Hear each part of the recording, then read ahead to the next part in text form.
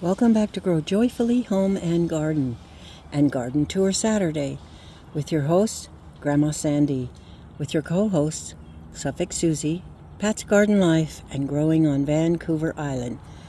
This is an open collaboration that anyone can join. Just use the hashtag Garden Tour Saturday. It's a very nice, cool morning, and it's already 9:30.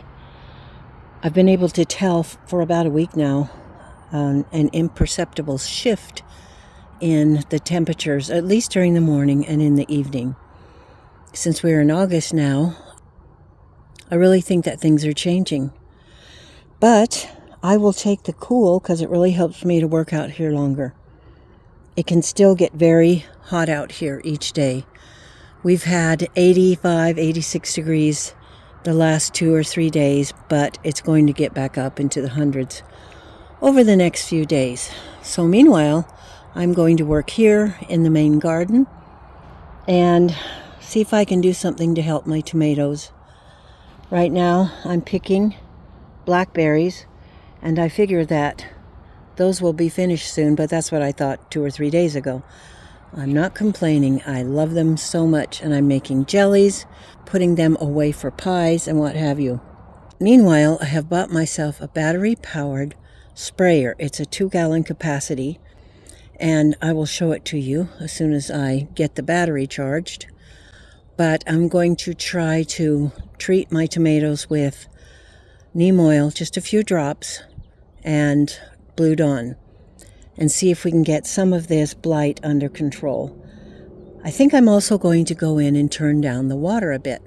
Maybe that will help. Maybe we're overwatering. It does not hurt tomatoes to get dried out.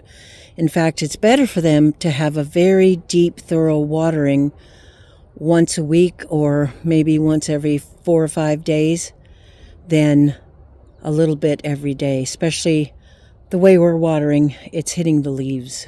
We use an oscillator. Boy, as you can see over there, there's a sick tomato.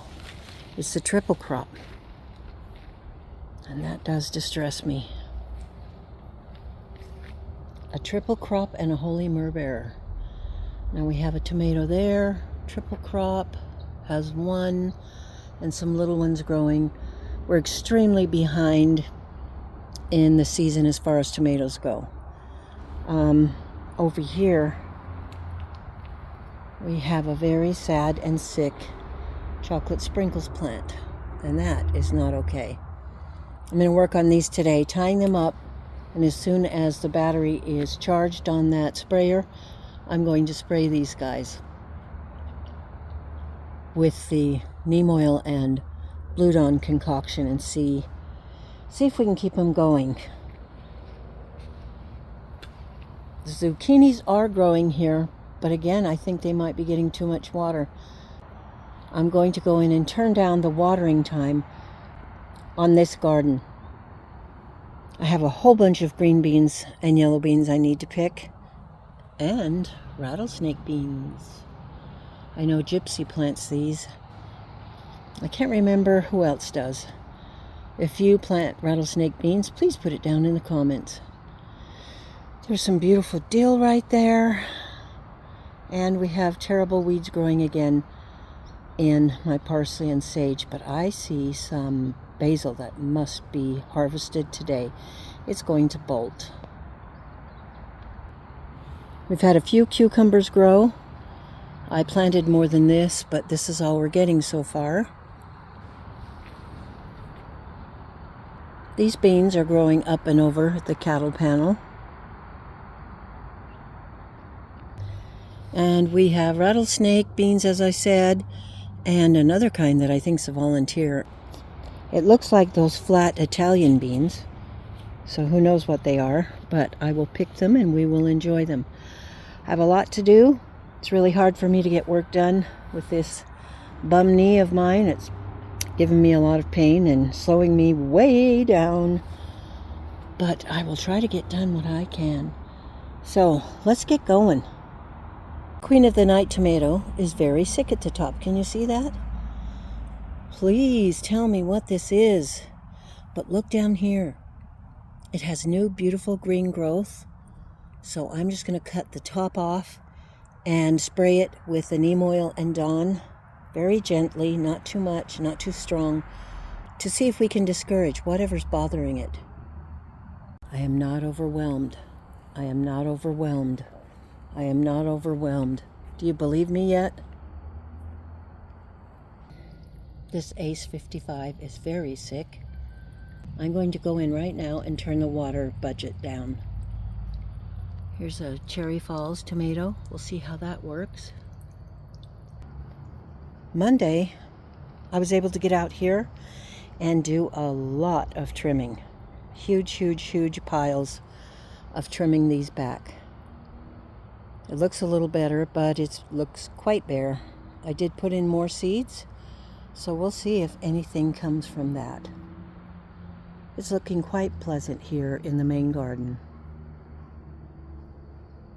I'm also picking the last of the Marionberries, and honestly, when I get them together in a bowl, I can't really tell them apart, except for the fact that blackberries look like this and grow a lot longer, kind of have a flatter bottom than the Marionberry. Right now I'm out here in the pasture garden, and it's time to mow again. My husband's going to come over and mow.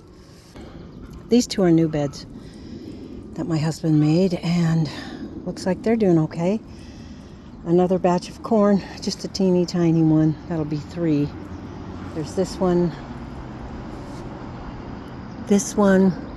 which is getting closer to being ready, but these corn cobs are just really long and skinny, and so far they have not filled out. Let's hope they do. But I wanted to show you the zucchini, yellow squash, watermelon row. I haven't been out here in several days, and we have a lot of friends here. 1, 2, one growing. Yellow squash. 1, 2, 3, 4, 5, 6. Little ones growing. Here is the watermelon, and she needs to be trained back this way. We have flowers, but no fruit yet, and knowing my luck, we won't get any. Oh, more yellow squash. Another zucchini. This is such a massive plant this year. Oh my goodness. You see that? If I was going to the fair this year, I might have a winner, but I'm not. 1, 2, 3. About time for me to start harvesting. I just finished feeding and watering all the chickens, and we've got some pumpkins, maybe watermelons growing right here. So that'll be nice. I mowed the pasture, and I'm going to take a look at the corn. These tomatoes here are still green and happy, knock on wood. And so are these. This one is starting to look sick, so I'm going to trim off those leaves. We have onions growing, but they're not getting very big. There's some flowers of my daughter's that are going to seed. It's the Love in a Mist. And we have some beautiful sunflowers and scarlet runner beans and a few other kinds up here. I just wanted to see this one here and take a picture of it for Renee at Renee's Secret Garden. She says she loves sunflowers. So this is for you, Renee.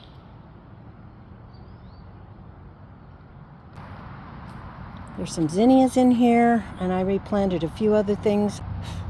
I'm going to water it right now, and here's some bells of Ireland. These tomatoes look pretty good. I need to tie them up, but I don't know if I'll get to it today. But so far, knock on wood, I don't think I see blight.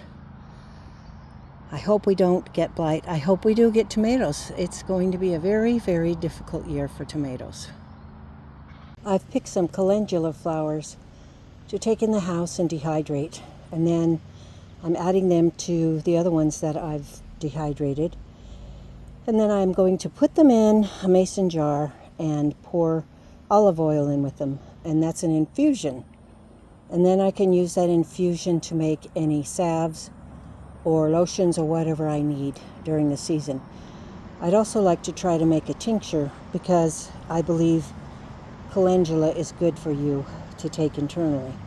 But I'm not a doctor, and I don't recommend anything without you checking with your medical professional first. I've been watching your garden tour Saturdays and enjoying them very much. I appreciate Patsgardenlife and Suffolk Susie for pretty much hosting and running it right now. We send our best to Grandma Sandy, and we're grateful for those who participate each week. It's a fun thing to do, and right now, that's just about the only videos I'm getting made. Maybe I'll get one made here and there, but it's been a busy, kind of difficult summer. As you can see, we still have a lot of smoke, and that's not fun. The temperature isn't that high today, but it's extremely humid for us out here in the west. It's humid, so you have my complete sympathy back in the east and the south where it's really humid. I hope you've had a wonderful day. I hope you've got a lot done. Make sure you give yourself time to rest and definitely rehydrate. I think that's going to keep us going this summer. I know that my husband and I have been taking hydration breaks just like the soccer teams did in the World Cup. I think it's extremely important.